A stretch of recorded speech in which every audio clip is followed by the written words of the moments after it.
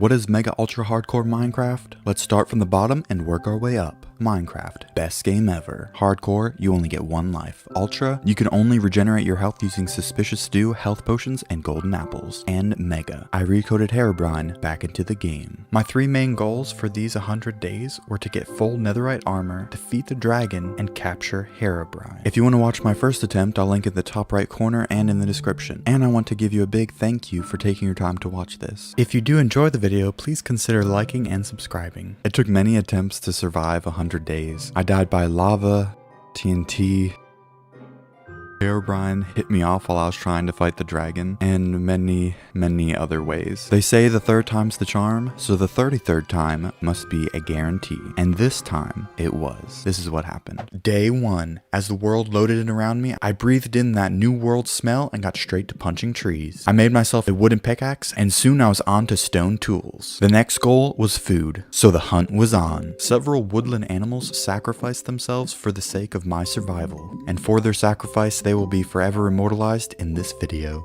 I decided to climb a nearby mountain and look for anything useful. There in the distance, I saw a village. I didn't hesitate to loot the village for all that it was worth. I found some nice iron armor and gear and had a saddle on day 1. I crafted myself up some bread, and I also found some apples which I could turn into golden apples, so that way I can regenerate my health, because this is Mega Ultra Hardcore. And just like that, day 1 was already coming to an end. I munched on some bread as I watched the sun set, before quickly realizing that with the night comes mobs, so I ran for a bed. Day 1 of my journey was over, but I had no idea what I had gotten myself into. Day 2, I made myself an axe and started chopping down some birch trees. After a full day of chopping down trees, I realized that birch trees don't drop apples. And then at night, I started mining. Day 3 had enough iron to finish my armor set. I also crafted up myself an iron pickaxe and mined down into a ravine. I decided to forego the ravine and mine past it, and here's where I lost my first bit of health. I realized that I was mining under a mountain and a silverfish spawned. Took away half a heart, but luckily I was able to kill it. I decided to go into the ravine using a water bucket, and as I came around the corner, I ran into my first diamond. Unfortunately, I'd finally run into Herobrine. He ran past me, ran past all the mobs, mined the diamond,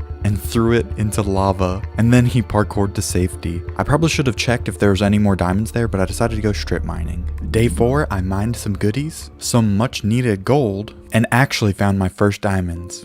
I carefully mined them to make sure there's no lava underneath, and I had just enough for a diamond sword and a diamond pickaxe. For the rest of day 4 throughout day 7, I mined for diamonds. I was determined to keep mining until I had at least 24 diamonds, enough for diamond armor. With the last vein, I had 25 diamonds and headed back up to the surface. Day 8, I crafted my first golden apple. It was also so satisfying making full diamond armor in one session, and as I put it on, I felt so safe. I put my old armor on an armor stand, and when the rest of my gold was finished smelting, I made some more golden apples. I felt ready to take on anything. I went to go chop down some wood, and after some persistence, I made a best friend. What do you think I should call him?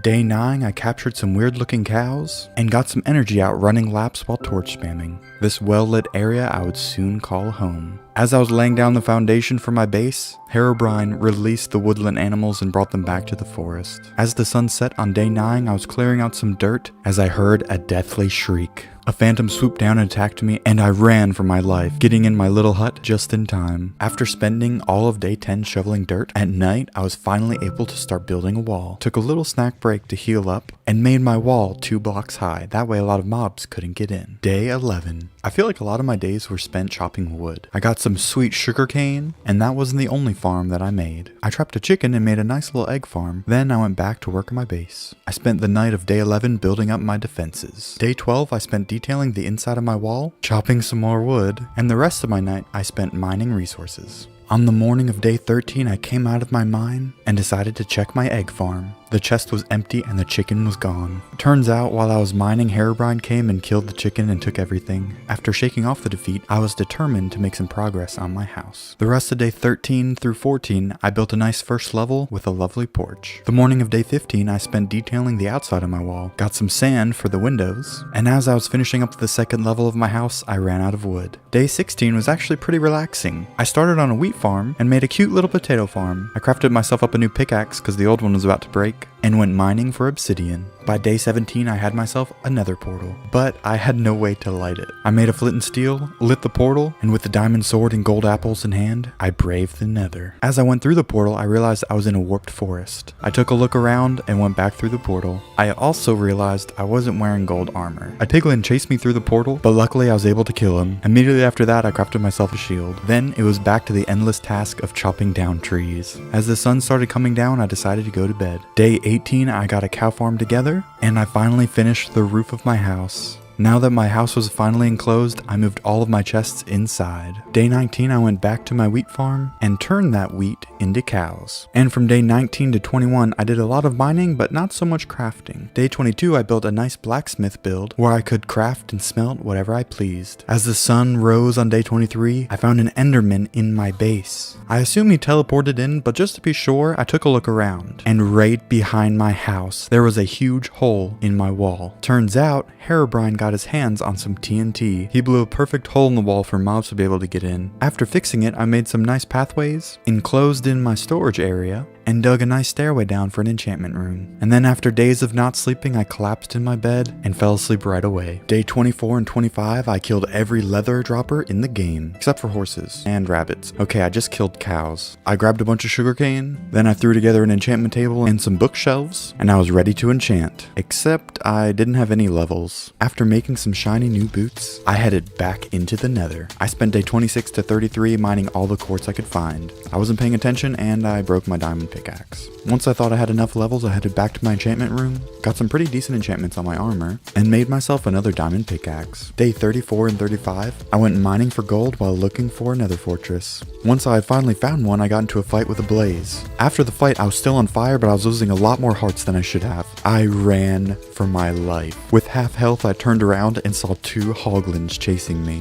I tried to dip right and lose them and almost fell off the edge. I ran for cover and luckily, a crimson tree had grown into the fortress path. I scrambled for blocks, placing them down just in time. As I barricaded myself in, I felt the hoglin's breath breathing down my neck. I crafted up some golden apples as I got ready to brave the fortress. Day 36 and 37, I grabbed all the loot I could carry. I also got knocked down to 2 hearts by wither skeletons. After killing them, it was time to get some blaze rods. Once I had killed enough blazes, I spent day 38 returning home and unloading all of my loot. Day 39, I made a little nether wart farm and went mining for some gold. Day 40, I captured a piglin and made him trade with me. He didn't have a lot of good stuff, so I found a new friend to trade with. And while I was trading with him, I heard a hoglin growl. I looked up and a hoglin was right there. I ran for my life, and turns out it was just Herobrine trying to get me killed.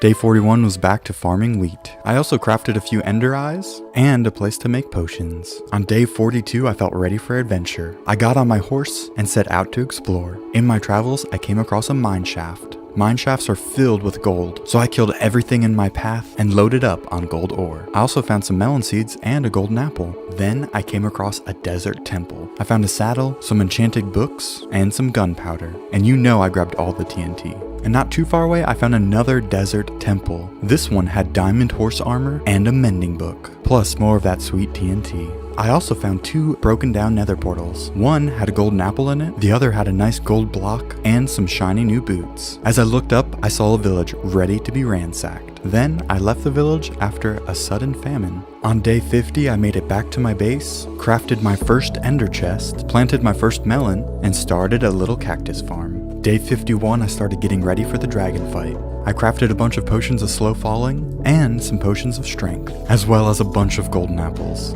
Then that night, I tried to trade with some piglins to get some ender pearls. Day 52, I jumped some wither skeletons and trick-shotted some blazes using spectral arrows. Day 53, I got my first melon slices, crafted myself up a nice healing brew, and that night in the cold dark rain, I built a nice little house for some villagers.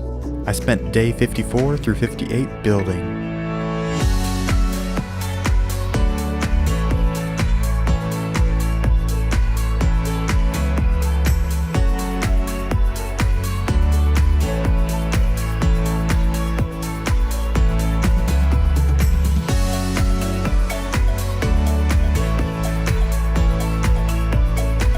Once I'd finished my wall, I invited some villagers over to stay in the little house I built forever.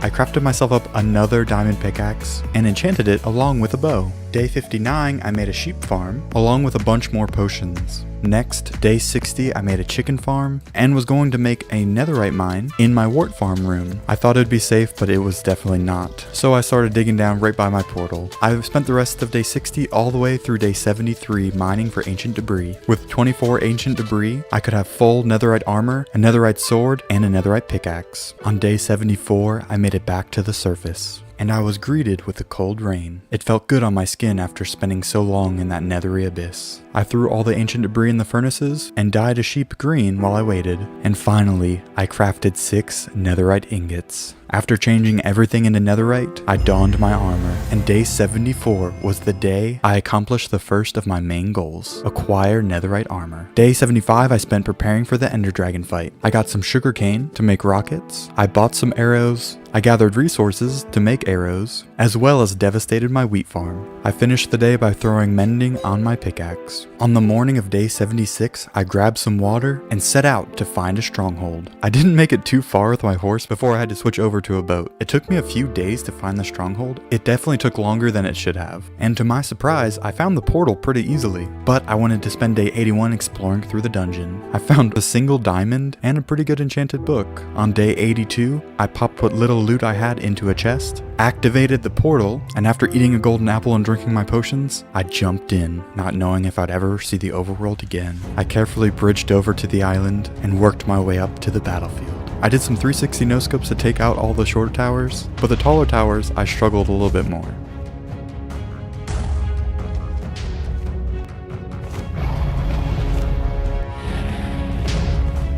The first time the ender dragon hit me up, I forgot I had the slow falling effect, and I was terrified. But it actually gave me some time to heal up. After hitting the dragon with a barrage of arrows,